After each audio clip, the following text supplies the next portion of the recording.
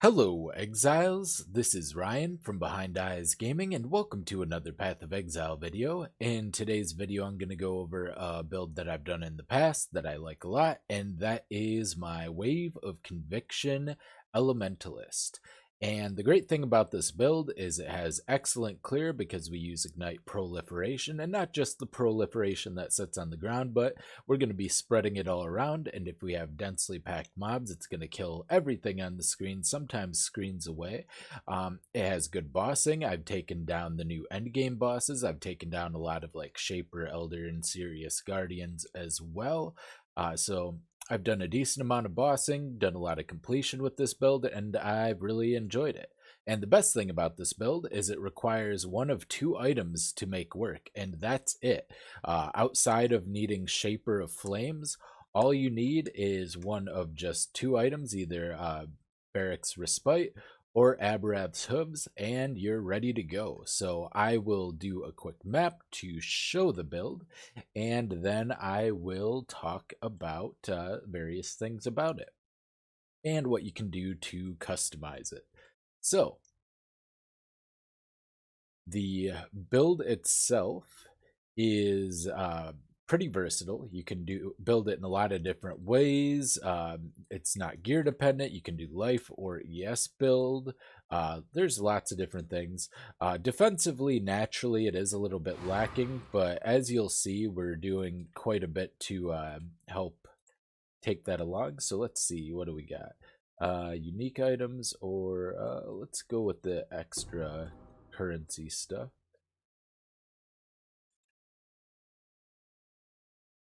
And I haven't filtered out a lot of the lower tier influence things. I've stopped looking at them. Stupid proximity shields. Proximity shields can still be a little bit of a problem. You do have to duck in the bubble, or your ignite will spread to them if you're able to lure something out of the proximity shield. So there's a couple of different ways that we deal with proximity shields. It can be some of the least safe you can be with this build is when they're, as you can see, I hit something outside of it and it hit that. All right, so let's go. Monsters have a chance to drop a new influence. I like having a lot of the new currency. It's probably going to be pretty cheap. I do have Strand favorited a bunch of times, and that is because, well, I really like running Strand.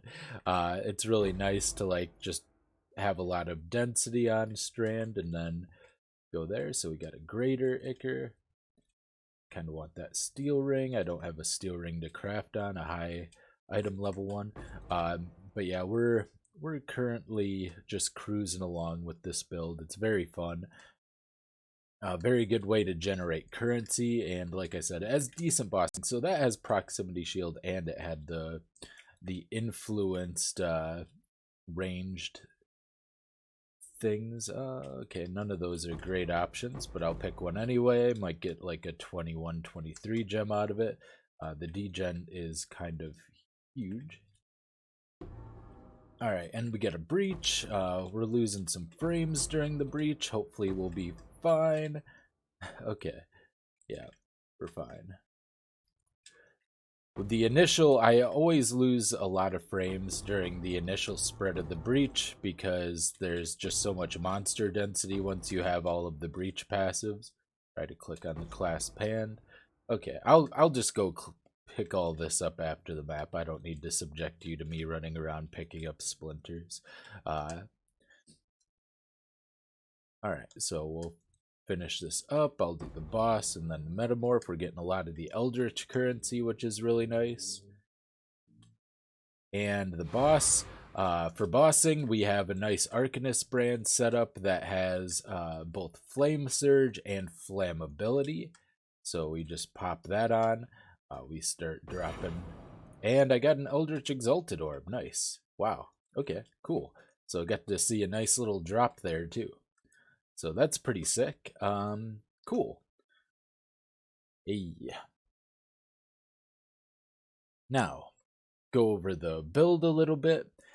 So like I said, Barrack's respite is, or respite or whatever, is one of the necessities. The reason I take this over Aberrath's hooves is a couple of twofold.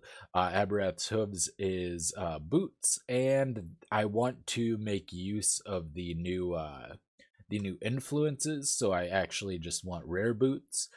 So I decided to take that. The other reason is because this actually gives you shock proliferation as well, which is useful for a couple of reasons. First of all, we can get Shaper of Storms. That means all of our damage can shock, even if we are doing more fire damage than lightning. We're still going to get shocks. They're just not going to get the benefit of having 25% more effect. That's absolutely fine.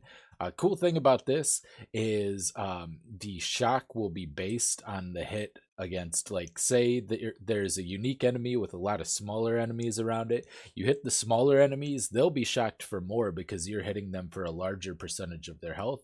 As you can see, my base hit, especially once I get my inspiration charges up, which I'll talk about later, is very, very high. 62,000 top end fire damage and 18,000 top end lightning damage. So I'm hitting for like flat hits of, probably like 60 to 80,000. So we're going to get really big shocks onto the little enemies, and they'll proliferate those huge shocks onto the big ones, as well as the ignites. And so they'll burn for a lot more damage. That's really big, really huge. So I'm going to talk about the skill tree. Skill tree is pretty basic, so just getting a lot of fire stuff. You don't really need a cluster jewel. I decided to get one with Doriani's Lesson and Sadist. Sadist is just 45% increased damage, basically, because we've always ignited and shocked an enemy recently. So that's pretty good. Doriani's Lesson gives us Leech, which is one of two ways we use to sustain, along with the Fire Mastery that recovers 2% of life when we ignite a non-ignited enemy. So those two things will give us sustain, which is good.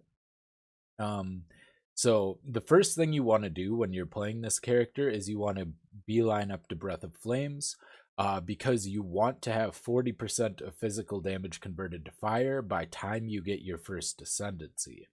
The reasoning is that, you don't really need to, I guess, because you're probably going to be using added fire damage support, which will make you do more fire damage anyway. But hypothetically, if you did not want to use added fire damage support, which I would recommend, it is a lot of damage. Like, if we take it out, we drop a very significant amount of our damage. I might be able to replace it now that since I have a bunch of other added as things, but it's pretty big. I'd recommend it. But yeah, you want to go up and get Breath of Flames anyway. There's a lot of fire masteries I'm using. I'm using the physical converted to fire. I'm using the fire damage over time multiplier and the recover. So these fire ones are very nice. And yeah, the important things are you just get life. Sovereignty is something to make note of because it allows us to run. I'm running Malevolence, Herald of Purity, Determination, Defiance Banner, and a low level Clarity. You can also run Herald of Thunder, Herald of Ash, and grab Discord Artisan, especially if you're running a Circle of Guilt or the Herald of Ash version of the circle as well. But I think this setup does just about as much damage without having to spend 4 points over here, so I think this is actually the superior setup. Another important thing to notice is you want a lot of physical as extra. The great thing about Wave of Conviction is I'm pretty sure it's like the highest base damage skill in the game. I have a level 24 one here, level 21 from Gem, and then +3 from modifiers. I'm getting +1 from my shield, my scepter, and my amulet. It's very easy to get the amulets with +1 to all skill gems, and the best thing is they don't have to match. Like, Wave of Conviction is fire, lightning, and physical, so I have +1 to fire here, +1 to lightning, and +1 to lightning. Any mixture of those three, physical, fire, and lightning, is fine. It'll still benefit, which makes it very easy to gear in that regard. So But because it has such high physical damage, you want to get a lot of these percent physical as extra nodes, similar to the added fire. Also grabbing magmatic strikes, and you can grab the little physical as extra fire one as well. I haven't currently. I might get it soon, as I'm getting like block and spell block at the moment, but I've mostly got my offensive stuff figured out, but if I decide I want a little bit more, I might grab this. It'll give me a little bit more damage. And I only have so many more life nodes to grab here. Also, there's jewels I can still get that I should probably get.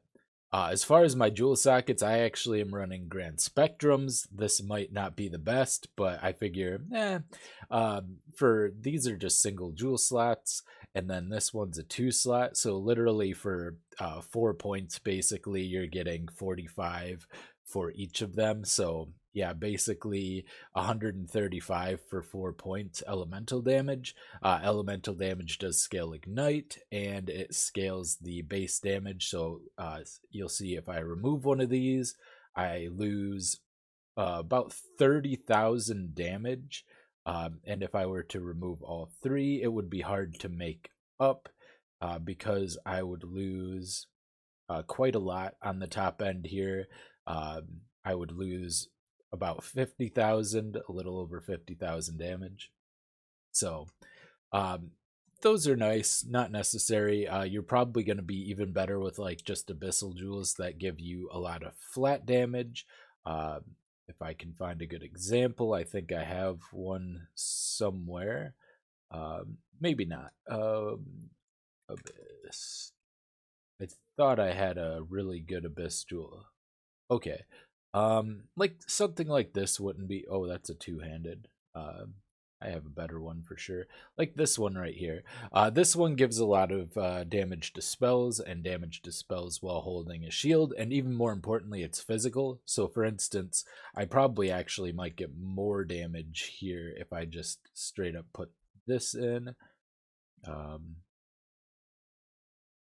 No, I actually do lose damage. So maybe Grand Spectrums are the best. Although if you had 3 of these, it might make a bigger difference, or 3 similar to that. But yeah, you want to get Sovereignty and the increased mana reservation efficiency. Here I have reduced Reflect Elemental damage taken. I don't need this. In fact, I should refund it because I've been swapping back and forth between Bastion of Elements and Heart of Destruction. Heart of Destruction obviously gives us a lot more bossing damage, but I really, really like the Primal Aegis. So I'm actually going to respec out of this, and we're going to get a nice DPS boost here and get the gain 10% of physical damage as extra damage of random element. Now, this won't show up on our tooltip DPS, but it'll be there. It'll probably work out to be like 10,000-ish more damage, give or take. I don't actually know that for sure, but should give us a decent amount of extra damage. And then like life, tireless is very important. We path through here. Tireless and inspiration are 2 of the things we use to maintain our mana cost. Wave of conviction costs a ton of mana, so if I were to get rid of this, it would go up to 56 mana, and that's like including the fact that there's a 20% multiplier compared to 40 mana here. And without inspiration and tireless, it's going to be like 80 mana to cast, and you're going to have a hard time sustaining that realistically. So inspiration does another thing for us. So you'll notice I have a little bit of critical strike chance for spells here and inspiration. That's because I do run elemental overload. You may have noticed that I spam wave of conviction during fights, and the reasoning for that is because I want to proc elemental overload, and that just gives us 40% more damage. That's really huge. So having that is very, very nice, and being able to keep that up right now with everything set up, like when I have all of my stacks, I think I have about 12%. Yeah, around 12% spell crit. So I'm going to be casting around like 8 or 9 times. I think 9 times on average to keep it up. So it is kind of difficult to keep up and might not be worth it, honestly. But it is a huge boost of damage. So even if you're able to keep it up like half the time, it's still 20% more damage against bosses, and it's you'll get it occasionally while mapping as well. So that's important to note there. Then I have like the damage over time with increased skill effect duration. This gives us longer ignites. The reason I actually took this is primarily, let's see if I have it here. If I put it in the right spot. Hopefully I didn't like vendor it or something. Oh, here it is. Replica Emberwake. This is going to be the biggest damage boost in your build. The reason I'm not running this is because I'm not familiar with the new boss mechanics for the new fights. And with this on, my ignite only lasts like 2 seconds. So I can't apply ignite and then run around. This will increase your damage by about 50%. It's a huge DPS upgrade. However, the downside being that it has a much shorter ignite duration. So it's like 2.2 or 2.3 seconds with this on compared to like 20 seconds with Circle of Guilt or any other ring. You don't need Circle of Guilt. In fact, it's not really super optimal. But this one gives me reservation efficiency, which allows me to run like the low level clarity. I don't think I need the low level clarity to maintain, especially if if I'm applying exposure, I'm constantly getting 1% mana per second. But this allows us to run maps that don't allow us to apply exposure. Okay, so next I'll talk about gearing. The important things for gearing is so Wave of Conviction has a lot of damage effectiveness. And by the way, I'm running Wave of Conviction, Cruelty, Burning Damage, Added Fire, Inspiration, and Awakened Unbound Ailments. You can replace some of these, like Awakened Unbound Ailments. First of all, it doesn't have to be awakened. Second of all, you don't even have to run Unbound Ailments if you're not running Replica Emberwake, but it is a necessity for Replica Emberwake, or else your Ignite's going to be too short of a duration. You need the increased duration of ailments if you're going to run Replica Emberwake as your second ring. However, if you don't run that, you can run Ignite Proliferation, you can run Unbound Ailments, or not Unbound Ailments, like Deadly Ailments. There's a lot of other stuff you can run instead of this. So the jewels or the gems are kind of like mix and match. They're fine. Important things are you want flat added damage to spells, you want plus to any of the fire, lightning, or physical spells. And then like damage over time multiplier, fire damage. Cast speed's nice to have, but you don't need it. The crit strike chance for spells is nice to have to keep elemental overload. You can run this build without elemental overload and you'll be just fine. You'll get most of the power from it still. Like you're still going to be doing 1,000,000 DPS or so without elemental overload. So it's not that big of a deal, even with like bad gear. So, and then my other setup I have is Archnemesis brand flammability and flame surge. Combustion is unnecessary. You can run combustion instead of like unbound ailments as well. It'll with the fire resist shred, it'll be probably a little bit more damage actually than unbound ailments, but yeah. It's not necessary. You can do like increased duration for the fourth socket here instead of combustion, because this combustion isn't doing anything because flame surge can't actually ignite anyway. So yeah, this is actually like pointlessly increasing my mana. I'm just gonna move that over here, but I didn't even notice I had that set up. Then I have like a molten shell, cast when damage taken, increased duration, of course. Molten Shell is really nice because we're running Determination and Defiance banners, so our armor is about 16,000, and that's with only having armor on body armor and gloves, and then I think I have some on my belt as well. Yeah, 452. So that's quite a lot of armor for pretty little investment. Yeah, as far as just running Malevolence, Herald of Purity, Determination, Defiance, Banner, and Clarity. The reason I'm able to do that is because I have all the mana reservation efficiency. I have some on my helmet. I have sovereignty, and then I have the mastery. So, and you get the little 8% ones here. So that's a pretty large amount of mana reservation efficiency. You might have to forego and figure out clarity if you're unable to get the reduced mana reservation Eater of Worlds. This is a lesser. You can get a better one. I could try to roll one. Actually, I don't know if I have any of the higher ones at the moment. I do. I have one greater. I've spent all of my grand rolling other things. Uh, but yeah, I wasn't able to get anything particularly good. Oh, I have a couple graders as well from the last map. Pretty much been using them as fast as I've been getting them. Haven't been running a lot of Exarch, so don't have that yet. Um, but yeah, then just make sure you have your life and resistances. Try to dexterity is going to be required, so you're going to have to get dexterity somewhere. Almost all of my dexterity comes from my amulet, so I have plus to all attributes and then dexterity. So literally like everything from there. Relentless is not the best in slot. Um, enchant for or anoint for amulet. I just happen to have these oils. You're probably better off. What I would recommend actually is like Snowforged might be good. Also Stormweaver, because they're both going to give you more damage multipliers. This by lowering resistances, and this by increasing the elemental damage that they take. So those are like many more multipliers. Those would be really good. Elemental focus isn't a bad idea. Another decent one would be maybe Winter Spirit, although I think Winter Spirit's probably not super optimal, and we're not scaling the cold damage. It's just extra physical as. Similarly, Force Shaper might be okay, depending.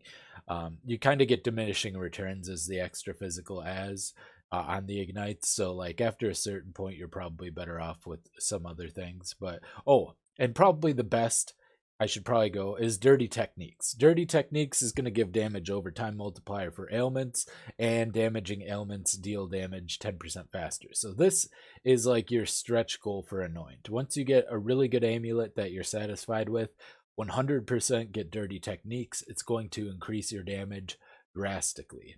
I also forgot to point out Searing Heat is very important for your damage. Faster Ignite and Searing Heat. I didn't point that out before, but yes, this is something that you're going to want to make sure you get, as well as like Acrimony for the generic damage over time multiplier. It's a lot of damage, and it's next to Elemental Overload. So, big deal there. There might be some. I think this is probably the best way to path. I guess if you're not getting a cluster jewel, maybe you path down this way, get rid of these, and get rid of this point, and you can path through here, get some extra life, and maybe have a little bit smoother of a path. But I don't think it makes that big of a difference. In fact, I think in the end you're going to spend one more point, but you're going to get 2 more life clusters out of it. So, but yeah, back to the gearing. I keep getting distracted. Body armor.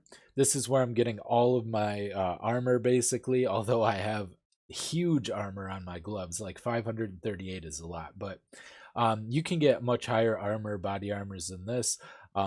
It's just a 6 link. It's got a lot of life. It's got chaos resist, both crafted and just naturally, a total of 25. That's really huge. Needs some chaos resist. And it's got over 1,000 armor. I would try to get at least over 1,000 armor, but you can just use a tabula probably up through yellow maps very comfortably because things don't do enough damage until that point. Gloves, once again, life, really incredible armor on this one. It's got a tier 1 armor roll on it, and then I've got like the percent armor hybrid. This was originally the Warcry ritual gloves, as you can see from the art. The debilitation gauntlets, which have a very high base armor. But you can replace the Warcry implicit with the new implicits, which is really interesting. So that's what I did. I got this from, I think, a ritual actually, and I'm like, oh, that's pretty good. So I just crafted something on it, and then I crafted the new implicits with the new influence. Boots, movement speed, normal stuff. I have some regen on here, which is nice. I have 4% physical as extra lightning damage and plus one max fire resist. So that's pretty cool. Belt, armor, life, regen, increased flash charge gain is really good to have on your belt. I would highly recommend it. I'm using a lot of automated belt setups, used when charges reach full, used when you become frozen, lots of stuff like that. So would highly recommend that. And that's pretty much the build. So I've gone over everything you need to know, really. Um, you know, I'm leveling up Purity of Fire. That's not important. In fact, I should take it out so it doesn't come onto the POB. Make sure I'm not using any like unused things. Yeah, so I'm gonna go ahead and put the POB in the description below. You can check that out. You can customize it.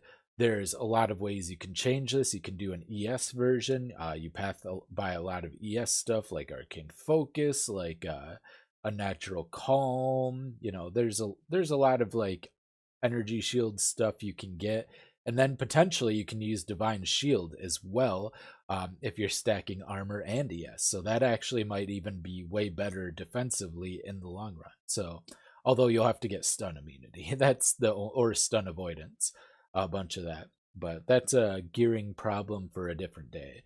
Um, Hope you enjoyed. This has been Ryan from Behind Eyes Gaming, and I will see you next time. Bye.